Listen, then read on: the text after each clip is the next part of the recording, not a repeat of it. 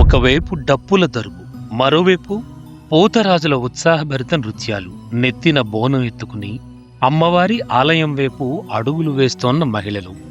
జై మహంకాళి నినాదాలతో మారుమోగిన సికింద్రాబాద్ వీధులు. 2026 ఆగస్టు 2వ తేదీ ఆదివారం జరిగిన శ్రీ ఉజ్జయిని మహంకాళి అమ్మవారి లష్కర్ బోనాలు భక్తి, సాంప్రదాయం, తెలంగాణ సంస్కృతి ఇవన్నీ కలిపిన ఒక అద్భుతమైన ఆధ్యాత్మిక వేడుకగా నిలిచాయి.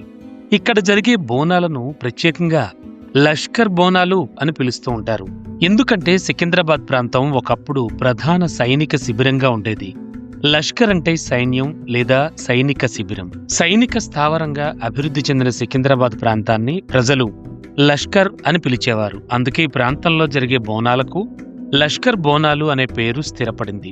ఆ సమయంలో సురుటి అప్పయ్య అనే వ్యక్తి పనిచేస్తోన్న సైనిక బెటాలియన్ మధ్యప్రదేశ్లోని ఉజ్జయిని ప్రాంతానికి వెళ్ళిందని ఆలయ చరిత్ర మనకు చెబుతుంది.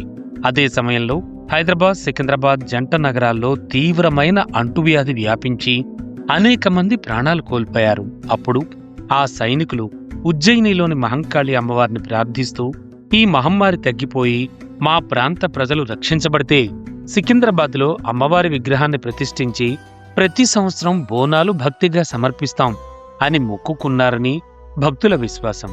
ఆ తరువాత వ్యాధి ప్రభావం తగ్గడంతో సైనికులు సికింద్రాబాద్కు తిరిగొచ్చి అమ్మవారి విగ్రహాన్ని ప్రతిష్ఠించారని చెబుతారు. ఉజ్జయిని నుంచి తీసుకొచ్చిన అమ్మవారి రూపం కావడం వల్ల ఆమె ఉజ్జయిని మహంకాళిగా ప్రసిద్ధి చెందింది.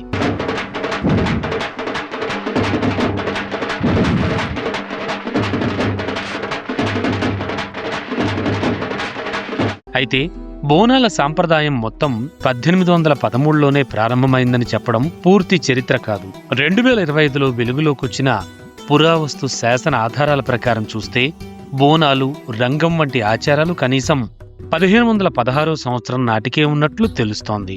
అంటే ఉజ్జయిని మహంకాళి ఆలయానికి సంబంధించిన స్థానిక చరిత్ర 19వ శతాబ్దానికి చెందినదైనా బోనాల మూల సాంప్రదాయం తెలంగాణ నేలలో అంతకంటే ఎంతో ప్రాచీనమైందని అర్థం. ప్రధాన పండగ రోజైన ఆగస్టు 2న తెల్లవారుజామున బ్రహ్మముహూర్తంలో అమ్మవారికి తొలి బోనం సమర్పించడంతో వేడుకలు ప్రారంభమయ్యాయి. ఉదయం ప్రారంభమైన భక్తుల రాక క్రమక్రమంగా పెరిగింది. హైదరాబాద్, సికింద్రాబాద్తో పాటు తెలంగాణలోని వివిధ ప్రాంతాల నుంచి భక్తులు ఆలయానికి అశేషంగా తరలివచ్చారు. ఆలయ పరిసరాలన్నీ భక్తజన సంద్రంగా మారాయి. అసలు బోనం అనే పదానికి భోజనం లేదా అమ్మవారికి సమర్పించే నైవేద్యం అనే అర్థం ఉంది. కొత్త మట్టి కుండలో లేదా ఇత్తడి పాత్రలో బియ్యం, పాలు, బెల్లంతో అన్నం వండుతారు. ఆ కుండకు పసుపు, కుంకుమ పూసి వేపాకులతో అందంగా అలంకరిస్తారు. కుండపై చిన్న దీపాన్ని వెలిగించి మహిళలు ఆ బోనాన్ని నెత్తిన పెట్టుకుని ఎంతో నియమ నిష్టలతో అమ్మవారి ఆలయానికి తీసుకొస్తారు. కొందరు తమ కుటుంబ ఆరోగ్యం కోసం బోనం సమర్పిస్తారు. మరికొందరైతే సంతానం, ఉద్యోగం, వివాహం లేదా కుటుంబ సమస్యలు తొలగిపోవాలని అమ్మవారిని ప్రార్థిస్తారు. ఇంకొందరు తమ కష్టాలు తొలగిపోయినందుకు కృతజ్ఞతగా ఈ బోనాన్ని సమర్పిస్తారు. అందుకే బోనాలు కేవలం ఒక పండుగ మాత్రమే కాదు, భక్తుడు తనను కాపాడిన అమ్మవారికి చెప్పే కృతజ్ఞతగా కూడా భావిస్తారు.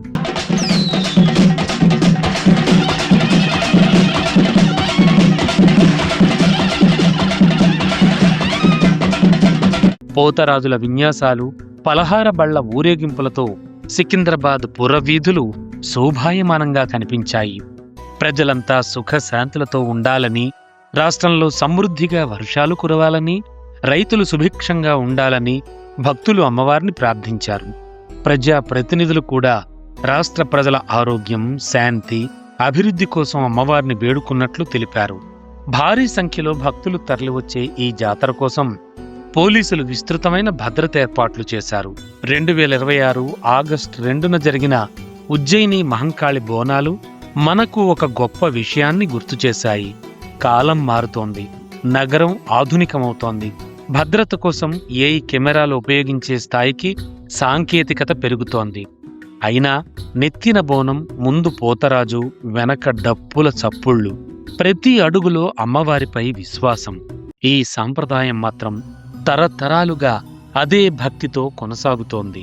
బోనాలు అంటే కేవలం ఒక ఉత్సవం మాత్రం కాదు, అది వ్యాధుల నుంచి రక్షించమని అమ్మవారికి చేసిన ప్రార్థనకు గుర్తు. మొక్కు నెరవేరిన తరువాత చెప్పే కృతజ్ఞత. కుటుంబం, కాలనీ, నగరం మొత్తం కలిసి జరుపుకునే సామూహిక పండగ.